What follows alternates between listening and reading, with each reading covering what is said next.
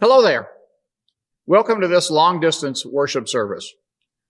My name is Cleaver Van Zant, and I am minister of the Unitarian Universalist Congregation of Venice, where we strive to be a beacon of liberal religion for Florida's Suncoast area and a refuge for all who seek a welcoming community, no matter your race, color, creed, ability, or class, your affectional orientation or gender expression, your political affiliation or religious belief or lack of them, or your returning citizen or immigration status.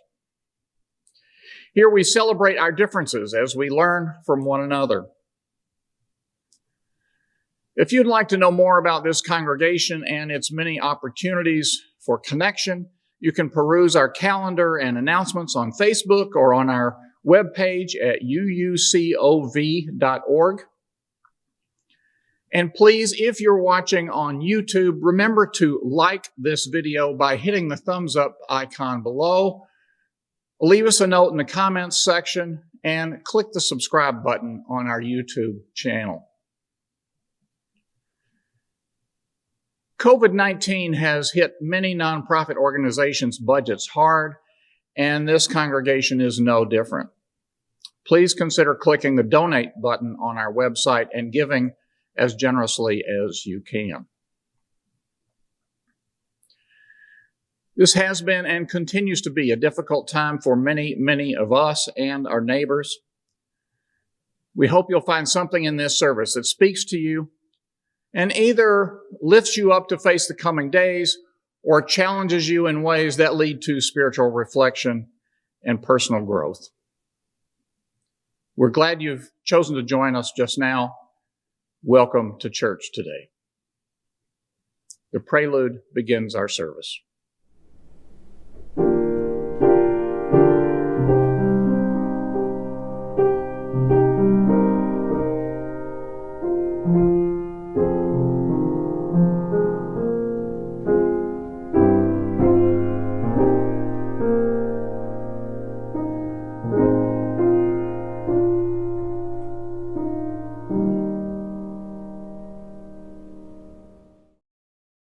Our call to worship comes from Reverend Dr. Kristen L. Harper, Senior Minister of the Unitarian Church of Barnstable, Mass., and who happens to be the daughter of our congregation members Dave and Donna Jewett.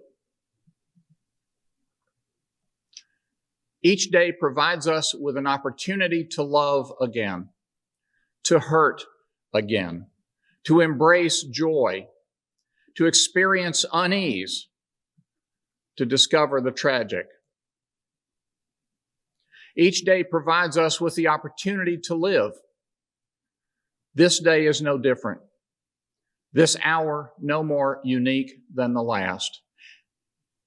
Except, maybe today, maybe now, among friends and fellow journeyers, maybe we can share ourselves. Let us worship together.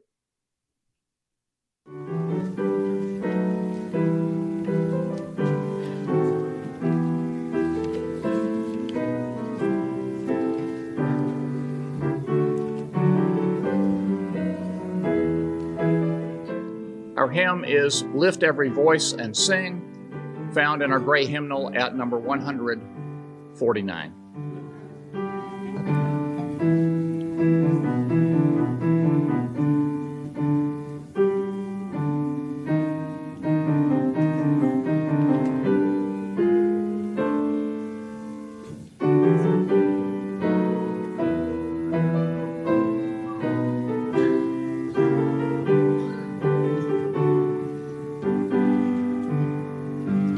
Lift every voice and sing till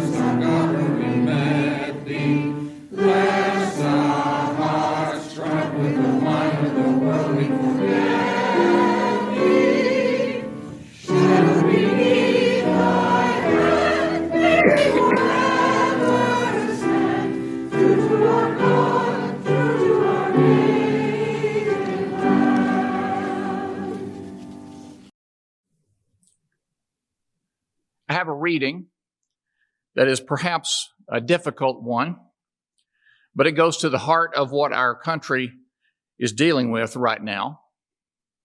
It is a paraphrase of a powerful piece posted by Kimberly Jones entitled, "How Can We Win?"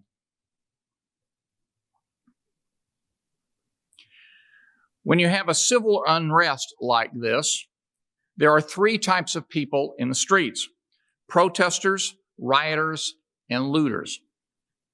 The protesters are there because they actually care about what is happening in the community. They want to raise their voices, and they're there strictly to protest. You have the rioters, who are anarchists, who just want to mess stuff up, and that's what they're going to do regardless. And then you have the looters, who are there almost exclusively only to loot. Now people are like, well, what do you get from looting? But as long as we're focusing on what they're doing, we're not focusing on why they're doing it. We have to ask ourselves why, in this country in 2020, the financial gap between poor blacks and the rest of the world is at such a distance that people feel like their only hope to get some of the things that the rest of us flaunt and flash in front of them is to walk through a broken glass window and get it. They're so hopeless that getting that necklace, getting that TV, getting that phone, is that in that moment when the riots happen, that's their only opportunity to get it. Now let's ask, why are people that poor? Why are people that food insecure, that clothing insecure, that they feel like their only shot is to walk through broken glass and get what they need? And then people want to say about them, well, you know, I pulled myself up by my bootstraps and I got it on my own. Why can't they do that? Let me explain something to you about economics in America. Never forget that economics was the reason that black people were brought to this country in the first place, to do the agricultural work in the South and the textile work in the North. So let's say right now I decided I wanted to play Monopoly with you. And for 400 rounds of Monopoly, I didn't allow you to have any money. I didn't allow you to have anything on the board. And then we play another 50 rounds of Monopoly, and everything that you gained while you were playing those 50 rounds of Monopoly was taken from you. That was Tulsa. That was Rosewood. Those are places where we built black economic wealth and became self-sufficient, where we owned our stores, where we owned our property, and they burned them to the ground. So for 400 years, you have to play on behalf of the person that you're playing against. You have to turn everything you earn over to them. So then for the next 50 years, You're finally allowed to start getting a little bit, but every time you start to catch up and get a little bit self-sufficient, they burn your cards. They burn your Monopoly money. They burn your whole game. And then finally, when that 450 years is over and they really do allow you to play, still they tell you, okay, now y'all catch up. How can you win? How can you win? You can't win. The game is fixed. So when they say, why do you burn down your community? It's because it's not ours. We don't own anything. There's a social contract that we have. That if you or I steal, then the person who is in authority, in other words, the police, that person comes in and they fix the situation. But the person who's supposed to fix the situation is killing us. So that social contract is broken. And if the social contract is broken, why would I care about burning down a Target store? You broke the contract when you killed us in the streets. You broke the contract when for 400 years we played your game and built your wealth. You broke the contract when we built our wealth again on our own, by our bootstraps in Tulsa, and you dropped bombs on us. When we built it in Rosewood and you came in and slaughtered us. You broke the contract. So shove your Target store. As far as I'm concerned, they could burn this whole place to the ground, and it still wouldn't be enough.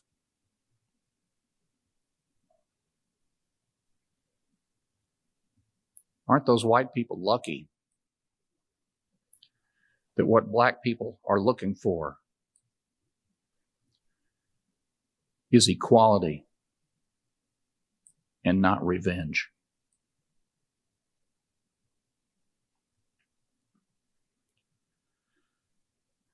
Respect and gratitude to Kimberly Jones for her powerful words.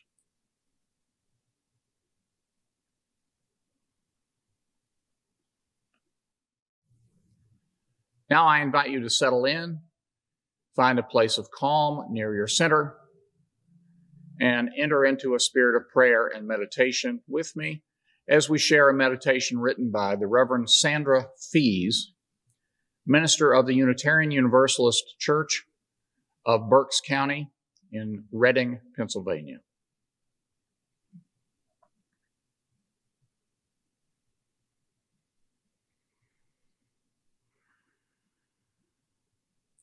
The moment comes when a choice arises, a holy moment. A decision must be made. Do I remain as I am, or do I risk inching, leaping, flowing in another direction? Do I risk what I think I already know and already am? Do I forfeit my security for the possibility that a simple shift may alter the course of my life, even perhaps the life of another? I long to let go of all that restrains me so that I might pursue the impossible and surmount the insurmountable. To let go of anger, to let go of the need to be in control, to forgive a friend, to forgive myself, to refuse what thwarts my spirit, to refuse what limits my mind, to surrender to what will come, to surrender to this holy moment I have let slip away for far too long.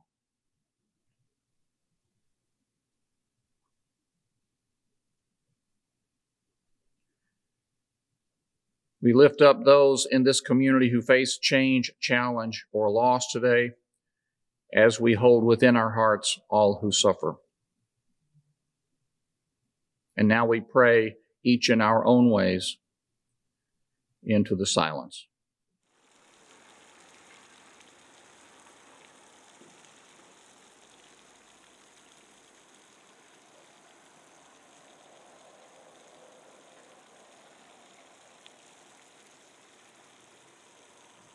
The hopes of this community are offered forth in the names of all those who've gone before and in the names of all those who will come after. In the names of all the helpers of humankind. Shalom, salam, amen, and blessed be. And now our choir, under the direction of our Director of Music, Dr. Marcel Leonard, will sing a piece entitled Anthem, written by the late Leonard Cohen.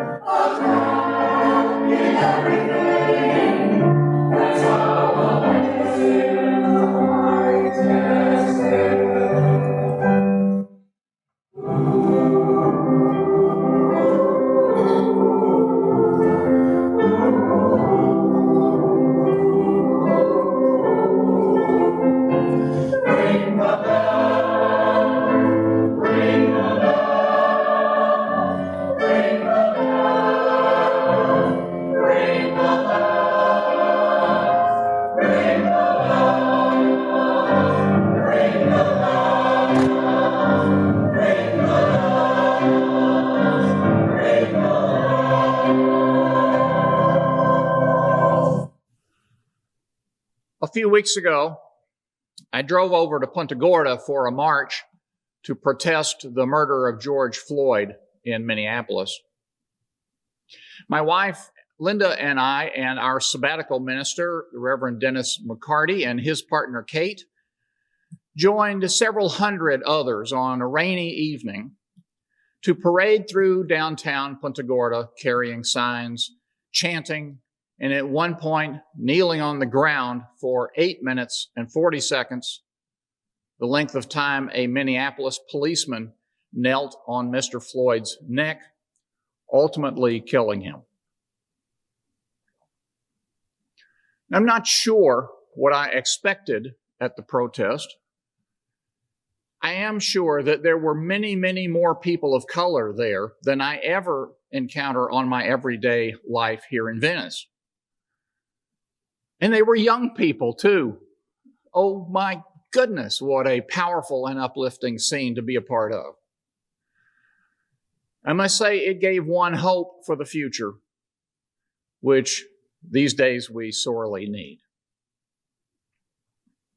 One other huge ray of hope was that the entire march had been organized and led by a young woman from Punta Gorda, an African-American woman who just this May graduated from high school. You can often hear us older people complain about the younger generation and how they don't do it the way we did. But this march was quite a thing to see, quite a thing to be a part of. And so I am hopeful. I am optimistic. I am feeling like we will eventually get to some promised land.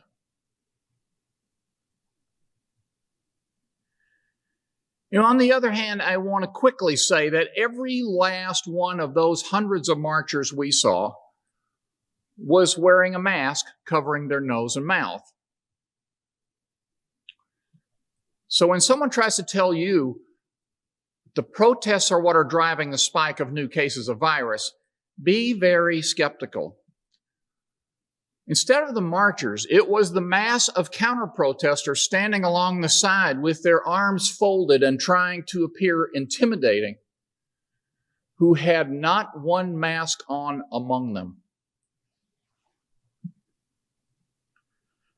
The protest in Punta Gorda remained peaceful. Of course, there are protests that are marred by violence and the continual blame game about who's causing that.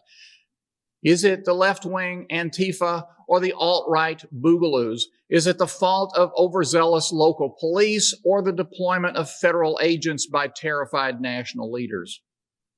Who knows all the factors involved?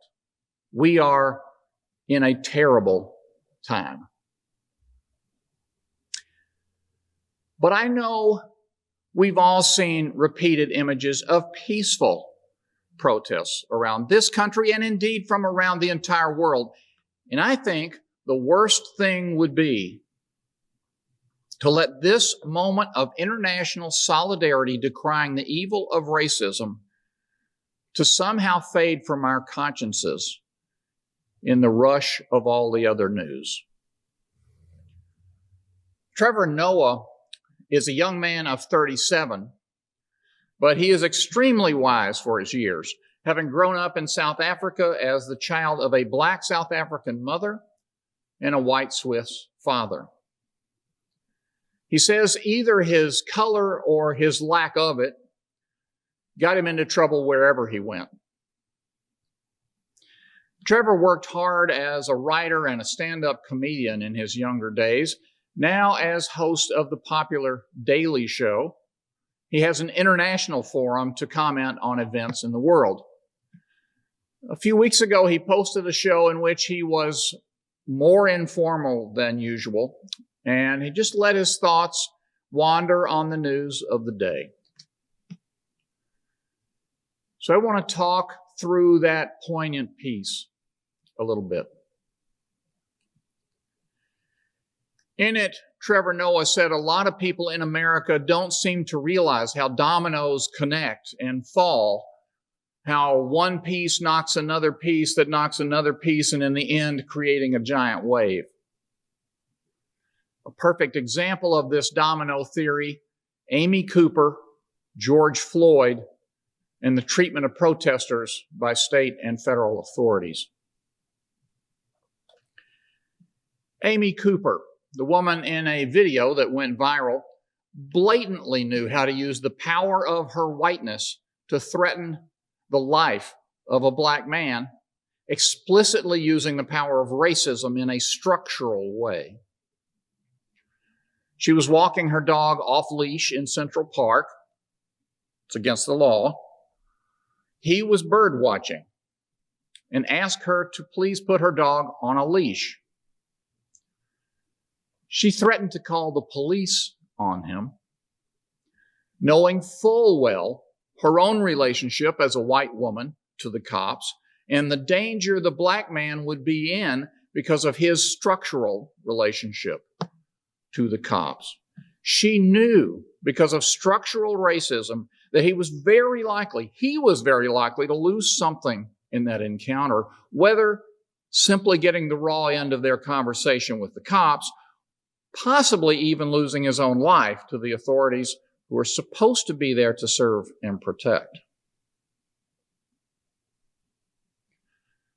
Then there was the murder of George Floyd at the hands of Minneapolis police that sparked nationwide protests, even international protests. Demonstrations spread rapidly after footage showed a group of police officers pinning Mr. Floyd to the ground, while a white officer nonchalantly held his knee on Floyd's neck for 8 minutes and 40 seconds. During that awful time, Mr. Floyd repeatedly said he couldn't breathe, pleaded for the officer to stop, even called out to his mother. Trevor Noah said this: "I don't know what made that video more painful to watch. The fact that that man was having his life taken in front of our eyes, the fact that we were watching someone being murdered by someone whose job it is to protect and serve, or the fact that the murderer seemed so calm doing it. There was a black man on the ground in handcuffs, and you could take his life, so you did, almost knowing that there would be no ramifications."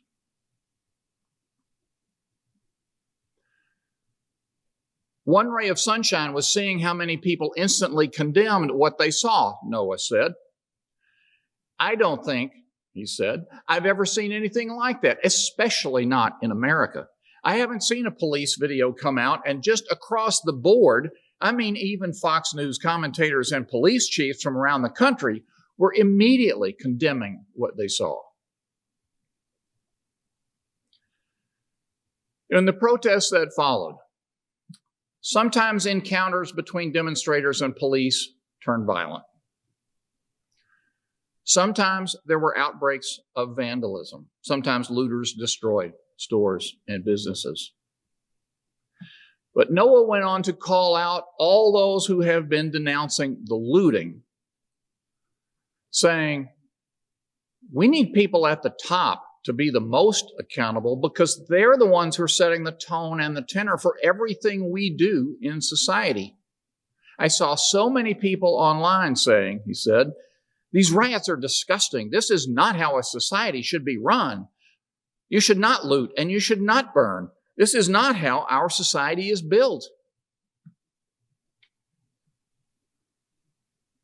And he continued, "But what is society? Fundamentally, when you boil it down, society is a contract. It's a contract we sign as human beings amongst each other. We sign a contract with each other as people, whether it's spoken or unspoken, and we say, amongst this group of us, we agree on common rules, common ideals, common practices that are going to define us as a group. If you think of being a black person in America, living in Minneapolis or any other place, ask yourself when you watch those people, what vested interest do they have in maintaining such a contract?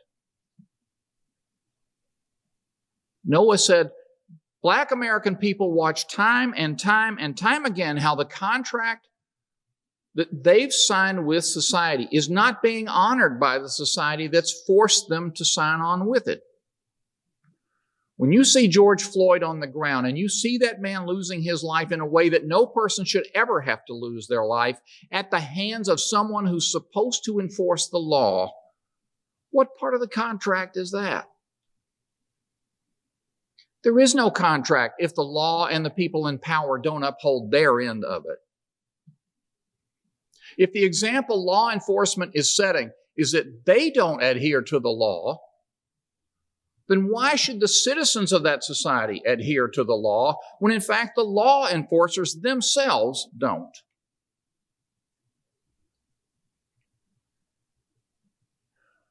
Noah concluded by asking his white viewers to try to put themselves in the positions of Black Americans, saying, if you think about that unease that you felt watching a Target being looted, then try to imagine how it must feel for Black Americans when they watch themselves being looted every day. If you grew up in a community where every day someone had their knee on your neck, where every day someone was out there repressing you, every single day, you tell me what that does to you as a society, as a community, as a group of people. So his final challenge. When you watch the video of the looting, don't ask yourself, what does looting help? Ask yourself instead, what it would be like to see the social contract being ripped up every single day. Ask yourself how that would feel.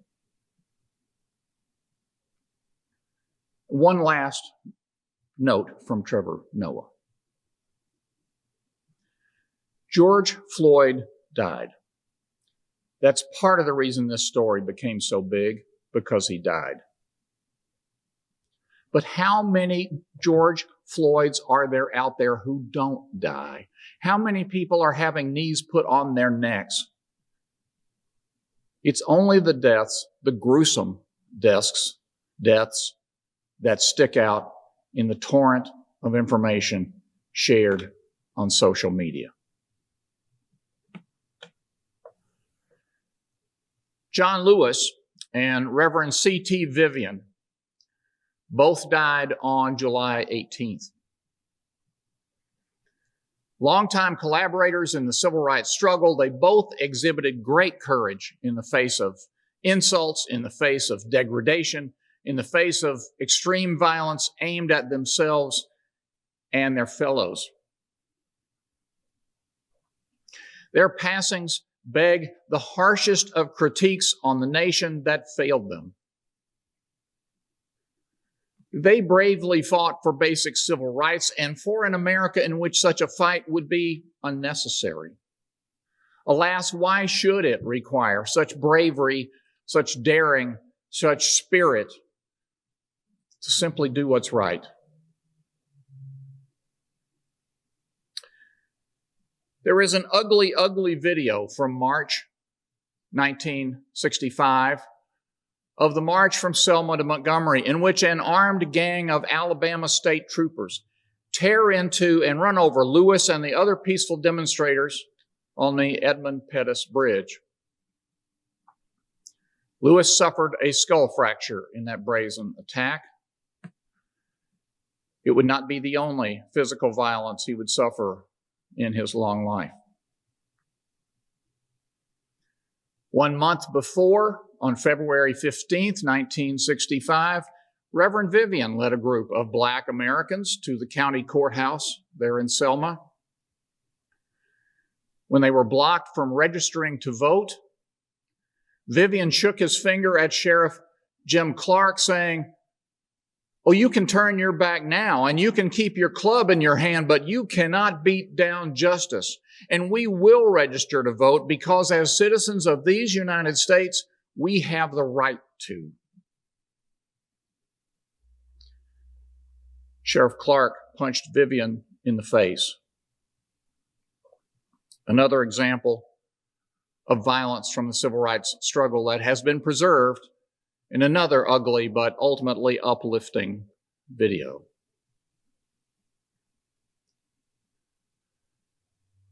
Though it's not 1965 anymore, Vivian and Lewis's bravery and spirit remained steadfast through the decades. A few years ago, Reverend Vivian was asked whether he thought full voting rights have finally been achieved. He answered, "There is nothing we haven't done for this nation. We've died for it. But it's been overlooked what we've done for it. But we keep knowing the scriptures. We keep living by faith. We keep understanding that it's something deeper than politics that makes life worth living."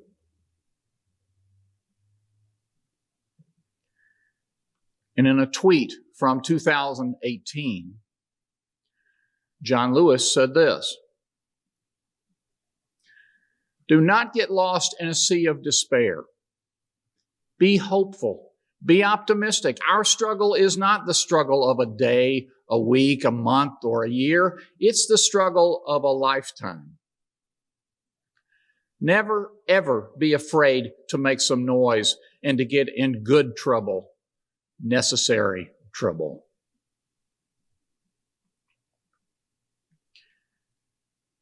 Our nation continues to fail Black people, people of color, and plenty of other Americans. As we both mourn and celebrate Congressman John Lewis and the Reverend C.T. Vivian, we must demand more of our country, more of our leaders, and more of ourselves. Please, if you haven't done so, register to vote, and then vote in every election, local, state, national, in every election you're entitled to vote in. Let's get in some good trouble together. What do you say? So may it be. Our hymn is "We Would Be One," found at number 318 in the Great Hymnal. We would be one as now we join in singing our hymn of love to pledge ourselves anew to that high cause of greater understanding of who we are and what in us is true. We would be one in living for each other to show to all a new community. We would be one in building for tomorrow a nobler world than we have known today. We would be one in searching for that meaning which binds our hearts and points us on our way. As one we pledge ourselves to greater service, to show to us and strive to make us free. Our benediction comes from the words of John Lewis, a longtime congressman and civil rights icon who died on July 18th. Here he was speaking to the 2016 graduating class at Washington University in St. Louis. It doesn't matter whether we're black or white, Latinx, Asian American, Native American. It doesn't matter whether we're straight or gay, bisexual or transgendered. We are one people. We are one family, and we must learn to live together as brothers and sisters and siblings. If you go out and do what you must do, you have the power, you have the ability, not just to change America, but to change the world. So go out there and redeem the soul of America, the soul of the world. Help create the beloved community. I say to you today, walk with the wind and let the spirit of peace, justice, and love be your guide. The service has ended. Go in peace, walk softly on your paths, and may the light of love shine on you all your days.